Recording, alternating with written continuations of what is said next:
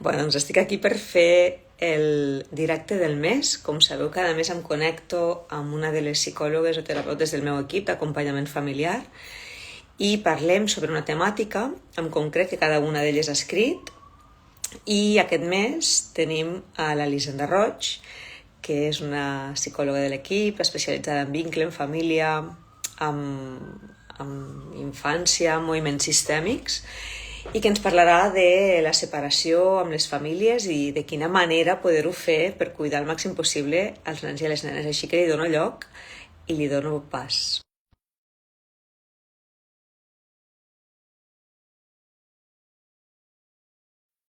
I començarem. Aquí està. Bona tarda, Elisenda. Bona tarda, Elisenda. Sempre fem la mateixa conya, no? Sembla l'eco, no? Bueno, estava enquadrant una miqueta el motiu de la nostra xerrada, del nostre directe, i també dir a les persones que, tant les que ens escolteu en directe com les que ens escoltaran en diferit, que deixaré a la descripció del vídeo doncs, el link perquè puguin llegir el teu article. D'acord? Molt bé. Que bé. Bueno, l'hem fet finalment perquè l'havíem de fer fa unes setmanes i per uns problemes tècnics no va poder ser. Així que anem a posar fil a l'agulla, Elisenda. M'agradaria començar una mica que ens expliquessis, anirem punt per punt, no? Però has posat aquí els 4 punts principals de l'article, no? Que segons la mirada sistèmica doncs, seria interessant tenir en compte davant d'una separació. Però la meva primera pregunta és com que ens puguis enquadrar també aquesta mirada de la família quan hi ha una separació, la família com un procés de transformació, no? No com algo que es desmunta i es dissol, sinó com algo que es transforma. Si podries acotar i ampliar una mica més aquesta mirada, que crec que també ajuda molt a les famílies en moments o quan transiten separacions. Doncs clar, aquí hi ha una cosa superimportant, no? Que és que els adults juguen 2 rols quan han creat una família. El rol de parella i el rol de pare i mare. Clar, el de parella es pot trencar i no hi ha més continuació més enllà de poder gestionar les teves memòries emocionals, les teves ferides i ja està, no? Però clar, el rol de família t'ha d'acompanyar tota la vida. I això significa que no és discontinu, no comença i acaba, sinó que és completament continu. Llavors, quan una cosa és contínua, que no la pots deixar anar, però a la vegada ja no et serveix el model anterior, l'única possibilitat és transformar, perquè per tu ja no és parella, però per la teva criatura sempre serà família. I com que sempre serà família, no et pots desvincular d'aquest procés en paral·lel que s'està donant, no? I d'aquí la importància de que el concepte de transformació ha d'estar tan associat en un trencament de parella quan hi ha criatures, perquè la família mai es pot trencar. Dins d'una criatura, el registre intern de que aquestes 2 persones que ja no són nòvios, però que són pares meus, clar, és un registre intern que l'hem de tenir li hem de tenir molta cura, no? L'hem d'acompanyar molt i l'hem d'embolcallar molt.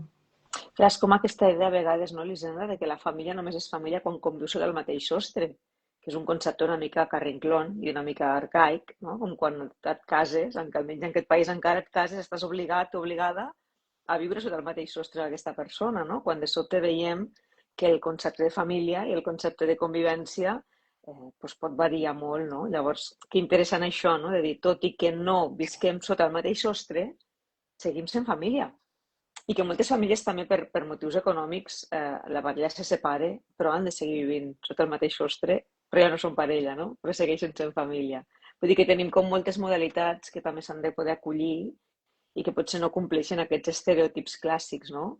De quan ja no convivim, ja no som família, sinó sí, sou família transformada, però sou família, i quina importància té que els adults i les persones adultes això ho comprenguin, no? Per preservar aquesta salut mental dels infants. Doncs tu descrius 4 punts importants, no? Estic aquí notats per no equivocar-me i deixar-me en cap. El primer punt que descrius és la importància de preservar la jerarquia, no? De jo sóc la gran o jo sóc el gran i tu ets més petit. I explica'ns una mica per què és tan important tenir en compte aquesta jerarquia en el moment de la separació.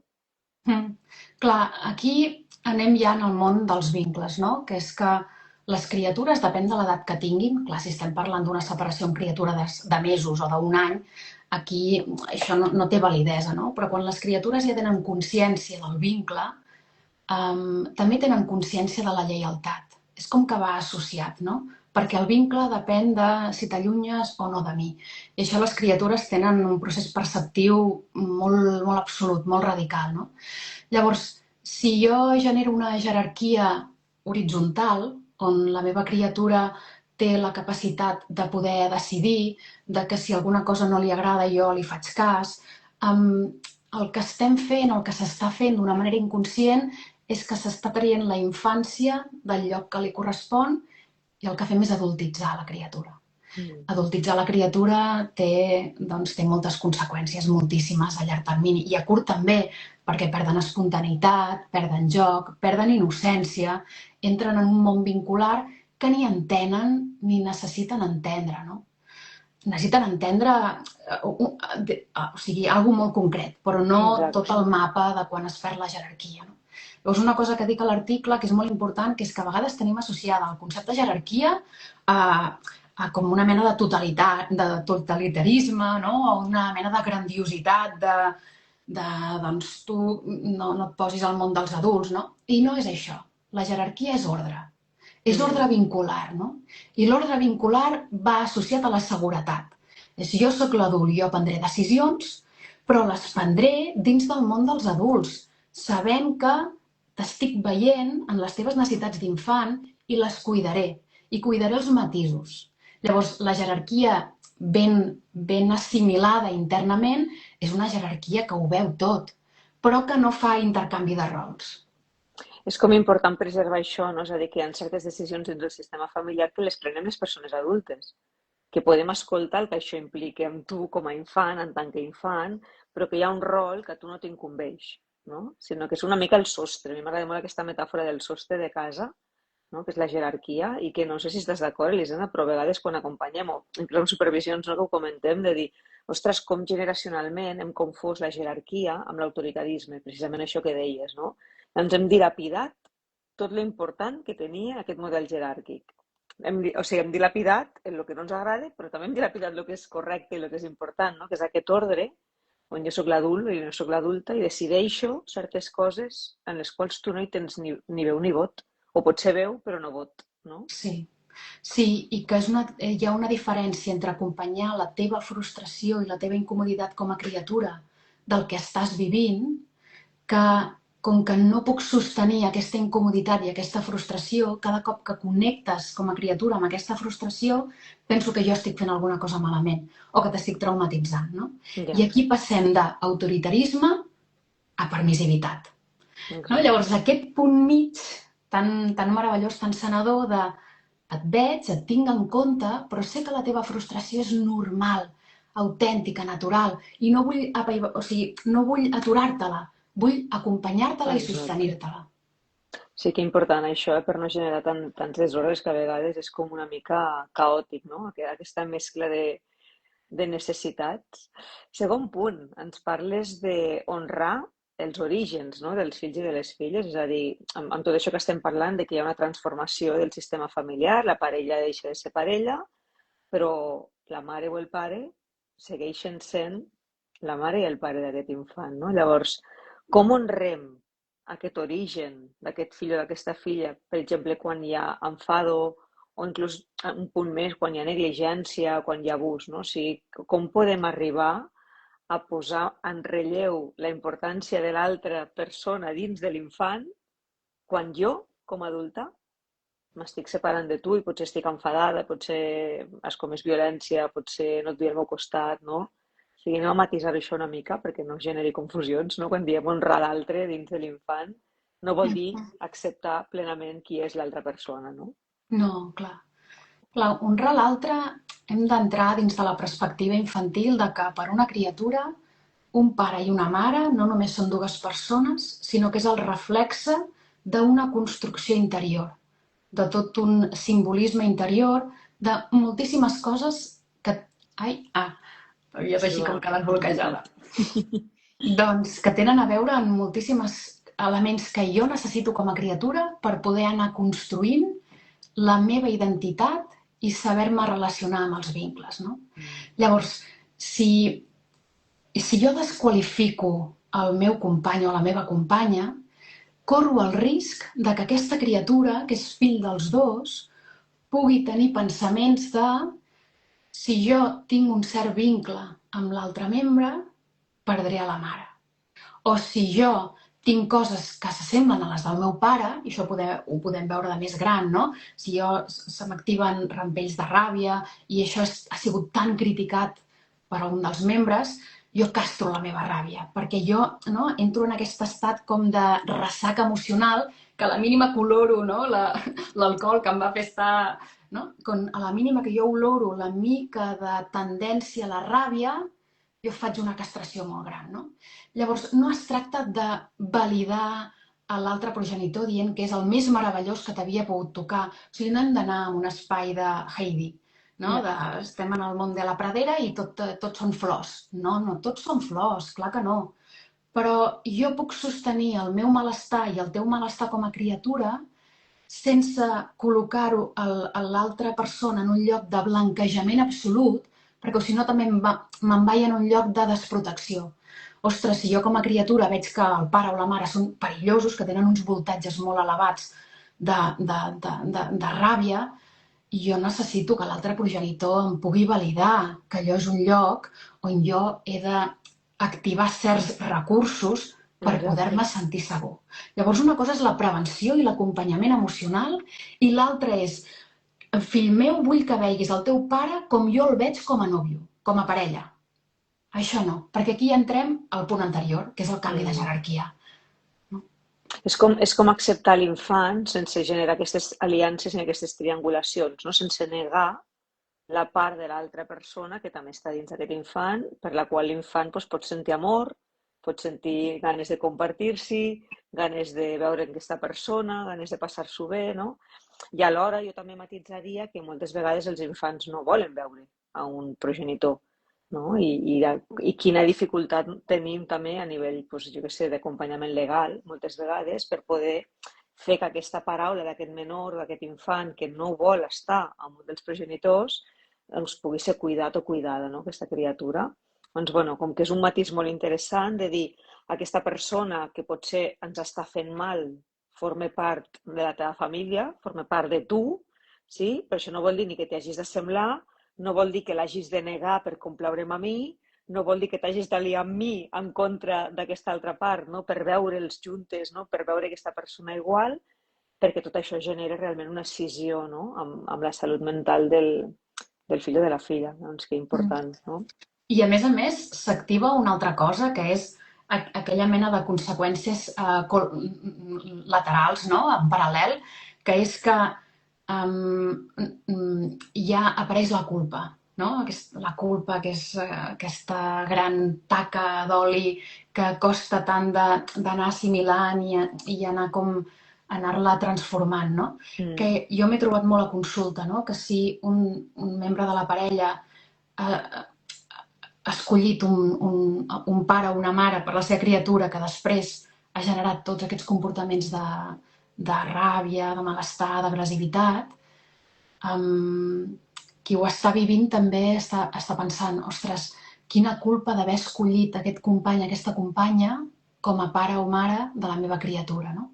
Llavors, quan la criatura diu no vull anar a casa del papa o de la mama, o diu tinc por, a vegades no s'activen tots els recursos que s'haurien d'activar perquè la culpa fa entrar directament en el món de la criatura i clar, el pare o la mare senten completament erronis, invàlids, dolents, culpables de dir però com li he fet això, com he escollit tan malament, no? Llavors, que important poder detectar la culpa i poder-la treballar.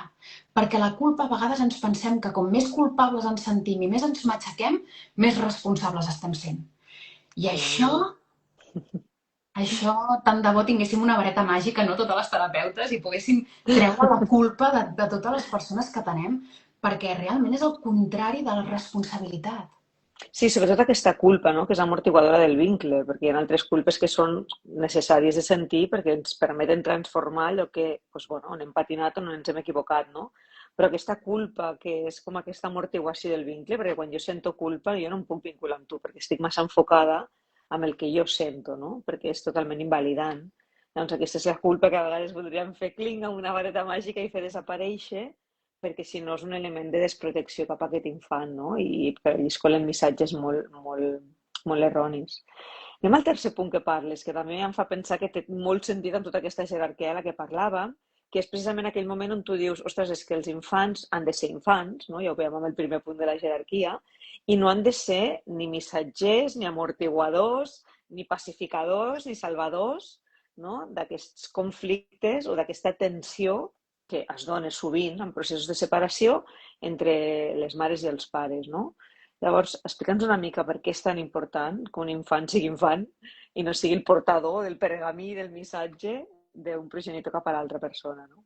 Clar.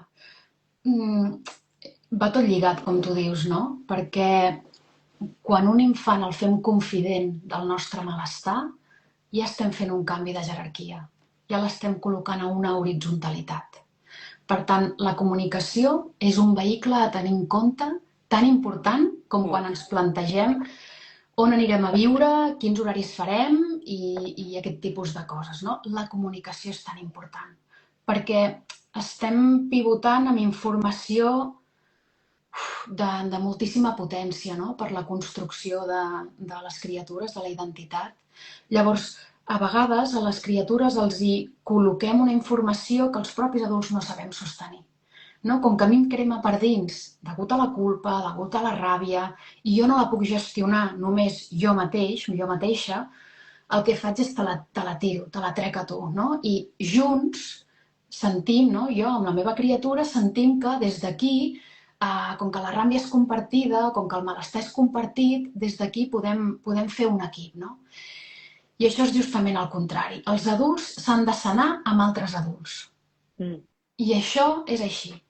No? I quan no és així, estem generant ferides, no? No cal que arribem a la idea de que estem generant trauma, però sí ferides. Una criatura no pot sostenir les emocions que no sap sostenir un adult. I que moltes vegades, no, jo m'ho trobo molt també amb acompanyaments, amb separacions, com l'infant amb aquesta, no, com algo ja més visual, no, amb aquesta motxileta que porta la roba i que porta, no, la seva, no, pues el que s'ha d'endur a l'escola, si és la roba de l'esport, no, també hi porta moltes vegades tots aquests missatges i digue-li a la mama o digue-li al papa o recorda que has de fer o recorda que has d'anar.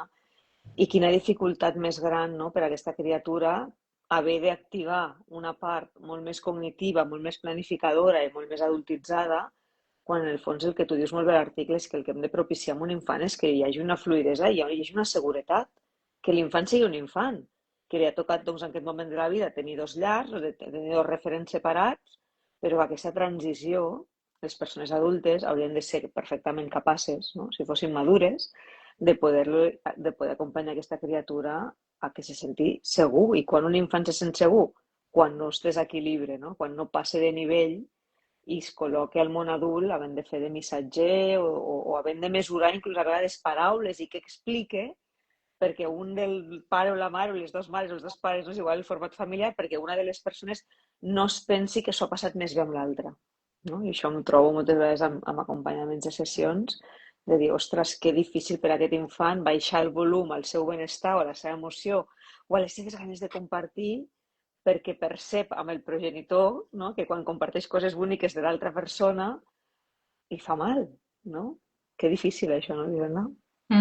Sí, i ja no pensem en quan un membre de la parella, de l'exparella, dels pares, té una altra parella, no? Que llavors aquí també s'activen totes les pors, no? I les ràbies, les gelosies no viscudes, no? I aquí jo a vegades m'he trobat que és on realment apareix el gran gruix, no? Que quan hi ha la separació més o menys se sosté, però quan comencen a haver-hi altres parelles hi ha una sensació molt gran de rebuig, d'abandó, de traïció, no? Quan ja s'ha separat la parella en si, no? I aquí que fàcil que és utilitzar les criatures de tu el meu equip, no? Hi ha tanta sensació de soledat de que l'altre ja ha fet un equip nou que no em treguis els fills, no? I aquí jo sempre dic, no? Que quan hi ha una separació és com si el nostre cervell fos el sol i al voltant la culpa, la gestió de les emocions de la ràbia, són com satèl·lits que pivoten, no? I quan hem d'anar a teràpia és quan veiem que hi ha molts satèl·lits. fets, no? Que ja el nostre sol no pot brillar, la nostra capacitat de poder reflexionar des de la lucidesa i es veu marmada, no? Llavors, clar, ja no actua Mm. el cor. Sí, també que important, no? Perquè ara arribarem a l'últim punt, que és el que seria òptim, no? Que és mantenir aquest equip intern, no? Mantenir aquest vincle familiar intern davant de l'infant, però que complicat és quan arriba aquí, quan realment no hi ha un procés de maduresa interna en les persones adultes, no? Perquè moltes vegades diferenciem l'adultesa, és la teva edat del DNI, ets adulta o no ho ets, però és que la maduresa és un procés intern, no? I moltes vegades hi ha una diferència. Hi ha persones adultes que la maduresa doncs, no l'han assolit i que llavors és quan es comencen a posar a les ferides, es comencen a posar a damunt de les motxiletes dels fills i de les filles, no? Doncs que important també a comprendre que davant d'una separació difícilment no hi haurà dolors, difícilment no hi haurà un dol, difícilment no hi haurà un patiment, difícilment no hi haurà tots aquests satèl·lits, no, que tu deies abans, però que això és una responsabilitat nostra i no és una responsabilitat de fer que l'infant esculli equip, no? Llavors, mantenir aquest vincle intern com a família, entenem que seria la posició de salut màxima, no? Davant d'una separació, Elisenda. Clar, hi ha la gran diferència, no? Que no és el mateix estar junts que estar units, no? Podem no estar junts, pot haver passat moltes coses, però la sensació de la, el permís de que la criatura ens pot veure units dins del seu cor, això és el que hem de preservar, és aquesta no ruptura interna. Per mi és la clau absoluta d'una bona separació. Quan les criatures, després de tot això que hem dit, no, queda ben cuidat de tal manera que internament, tot i que jo vegi que ja hi ha altres sostres, tot això ho puc englobar dins d'un sol cor. No? Jo puc tenir... No queda incòmode dins del meu cor que jo senti el meu pare i la meva mare que formen una parella dins del meu cervell com a pare i mare, com a família. Exacte. No? I això és la ruptura interna que hem de prevenir. I per això tot aquest munt de consignes, no? De bateria, de punts, a tenir en compte, perquè la ruptura interna sí que genera molt malestar, no? Llavors, la ruptura interna té a veure amb aquesta adultesa de la que parles, no? Quan jo puc sostenir que jo com a exparella tinc unes necessitats i voldria fer unes reivindicacions, però la meva criatura com a fill de la meva parella té unes altres necessitats i no el cuiden les meves reivindicacions, quan jo puc sortir una mica de mi per tenir més empatia amb les possibles ferides del meu fill en lloc de veure les que jo tinc, aquí és on hi ha un gran grau de maduresa, no? Exacte. I que important, no? Perquè a vegades sí que ens trobem, Elisenda, que dins d'una separació hi ha una de les parts, no? Una de les persones adultes que potser té aquesta mirada i potser té una feina més feta i potser té una maduresa, no? Té un punt diferent de maduresa i tot això ho pot comprendre, ho pot assimilar i pot anar en aquesta direcció, però clar, ens trobem que potser a vegades hi ha una altra part que no està per la labor, no? Que no està amb narrativa, que hi ha molta ferida, que hi ha molta lluita, no? Que hi ha disputes, que hi ha inclús a vegades aquestes triangulacions o aliances, no? Quin recurs podríem donar per la persona que sí té aquesta mirada de cura i de mantenir, de preservar el vincle i d'endreçar la jerarquia? Què li podríem dir a aquesta mare o a aquest pare que està en aquesta posició per realment no desgastar-se, no? Perquè a vegades la tendència és intentar que l'altra part, no? Que ja no és ni la teva parella, entengui com s'han de fer les coses correctament, no? Què li diries tu en una situació així? Doncs a mi m'agrada molt dir una cosa que, que és que quan hi ha emocions no resoltes que estan damunt de la taula, el més fàcil i el que ens surt més com a necessitat és les solucions a curt termini.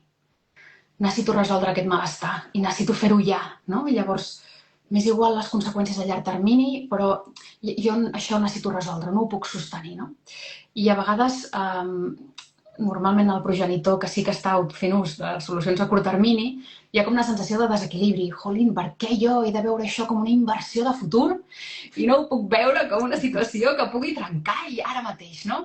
I a mi m'agrada molt remarcar això, no? Que quan tu ho veus com una inversió de futur i realment te'n vas a les solucions a llarg termini, és a dir, m'agradaria poder-te dir que el teu pare o la teva mare és un cabron, però sé que això a llarg termini no t'ajudarà.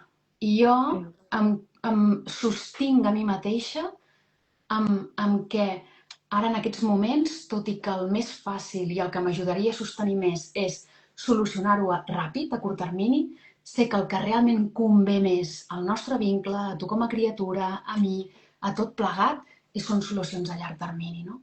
I a vegades sí que un dels membres es carrega més, però per mi el gran anclatge és les solucions a curt termini no són tan potents com les de llarg termini. Mm. És la Que inversió de futur, no? Sempre hem de veure com que aquests nens i nenes han de créixer com a mínim amb una de les dues parts que et porti salut i que sigui, en aquest sentit, que cuidi realment les necessitats de la infància i que almenys hi hagi un espai on els infants se senten mirats, cuidades, amb seguretat, no? Perquè tot això aporta un vincle segur i tot això genera doncs, aquesta funcionalitat interna i aquesta salut mental que és tan important, no? Sobretot quan hi ha una transició i un canvi, perquè evidentment que una separació no ha de ser un trauma pels fills i per les filles, però sí que és un canvi no volgut, no desitjat en la majoria dels casos, tot i que a vegades hi ha casos que els mateixos fills i filles, perquè no us separeu, no? Us passeu el dia discutint i això tampoc és molt gestionable. Però que sí que és una transformació important, perquè implica un canvi de rutina, moltes vegades implica canvis de vivenda, canvis en les dinàmiques, no? Doncs no ha de ser un trauma, no? És un moment de transformació, d'agitació i a vegades de molta més intensitat, però si no cuidem aquests 4 punts que tu ens has anunciat tan clarament, probablement generarem molta més ferida que no pas salut, no? Totalment.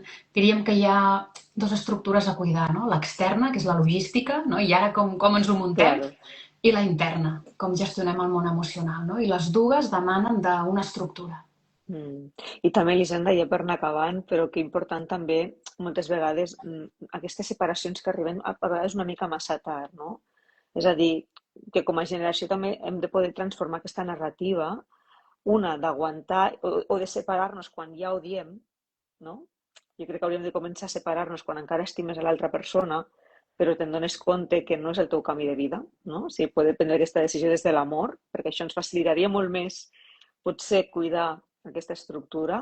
I la segona, entendre que els fills i les filles et prefereixen feliç i prefereixen un sistema familiar en pau que no un sistema familiar unit, on hi ha tensió, on hi ha maltracte, on hi ha negligències, no? I que la separació no és un final, no? És una transformació i és una altra manera d'estar a la vida, però que a vegades, no sé si tu tens aquesta sensació, però jo a vegades tinc la sensació com que encara apurem massa, no? Pels fills o per les filles i a vegades ja ens separem quan ja estem en un punt on el cor està tancat, no? Mm. Llavors, qui se separa és la ferida i no està en la part més racional, més madura, que pot comprendre que serà un processón, que serà complicat, però que és el millor per a la família. Mm. És que a vegades es confon, o sigui, hi ha una connexió amb l'egocentrisme, no? Amb l'egoisme. Jo com a parella em separaria, però pels meus fills em quedo. Hi ha aquest canvi de jerarquia, no? Tu dius, quan la parella encara està emocionalment continguda, és el millor moment. I això és així.